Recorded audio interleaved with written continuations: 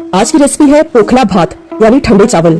ये बढ़िया प्रोबायोटिक नाश्ता है। स्वागत है आपका हमारे चैनल नट्स एंड क्रीम में।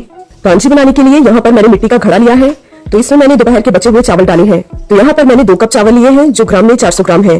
तो ये पके हुए चावल हैं। तो आपको चावल यूज करने हैं, उसके लिए आपको किसी जीरा राइस या पुलाव का इस्तेमाल नहीं करना, प्लेन बॉइल्ड राइस का ही यूज करना है। अब इन चावलों में इतना पानी डालना है कि ये चावल अच्छे से डूब जाए। अब हम इसे 7-8 घंटे के लिए कवर करके फर्मेंट होने के लिए रखेंगे। तो 8 घंटे बाद चावल बढ़िया से फर्मेंट हो गए हैं। यदि आपके पास मिट्टी का कोई बर्तन नहीं है तो आप कांच के बर्तन का इस्तेमाल भी कर सकते हैं। तो यहाँ पे मैंने कांच का बाउल लिया है। इसमें चावल डालने के बाद आप इसे ऊपर किसी जाली से कवर कर सकते हैं, उससे भी ये फर्मेंटेशन का प्रोसेस बहुत आसानी से हो जाएगा।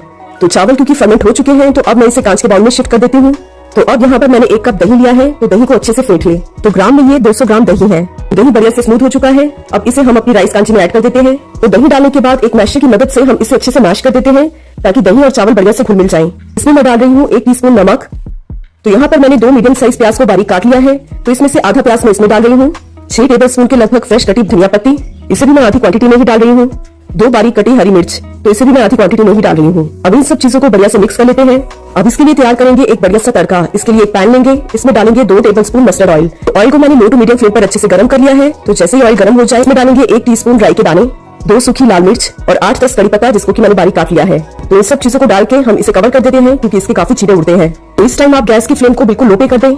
जैसे ही इसमें से चटकने की आवाज आनी बंद हो जाएगी, गैस ऑफ कर दें।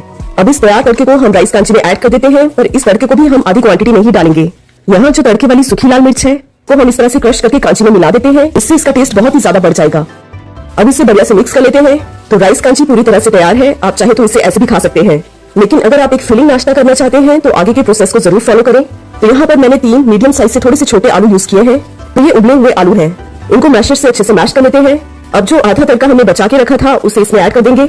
यहाँ अगर आप ज्यादा तीखा पसंद करते हैं तो जो 1 सूखी लाल मिर्च थी आप उसे भी इसमें क्रश करके डाल सकते हैं, इससे इसका टेस्ट बहुत ही स्पाइसी हो जाएगा। अब इसमें डालेंगे आधा चम्मच नमक। अब जो चीजें बचा के रखी थी उन सारी चीजों को ऐड कर देते हैं, जैसे धनिया पत्ती, प्याज, हरी मिर्च। अब इसे अच्छे से मिक्स कर देते हैं। तो अब इससे मैंने 3 मीडियम साइज की बॉल्स तैयार कर ली है। तो फाइनली राइस कांजी को सर्व कर लेते हैं। तो राइस कांजी डालने के लिए आप इस तरह का कोई कम गहरा बर्तन यूज करें, इससे खाना बहुत आसान हो जाएगा। तो अब इसमें राइस कांजी डाल देते हैं और अब जो हमने पोटैटो बॉल्स बना के रखी थी उसमें से एक बॉल इसके बीचों बीच डाल देंगे और इसे गार्निश कर देते हैं सूखी लाल मिर्च के साथ। एक बात तो पक्की है, एक बार आपने राइस कांजी को इस तरह से बना लिया तो गर्मियों में हर हफ्ते कम से कम एक बार तो आप इसे जरूर बनाएंगे। अगर आज की रेसिपी पसंद आई है तो वीडियो को लाइक, शेयर और चैनल को सब्सक्राइब करना ना भूलें। Thank you for watching.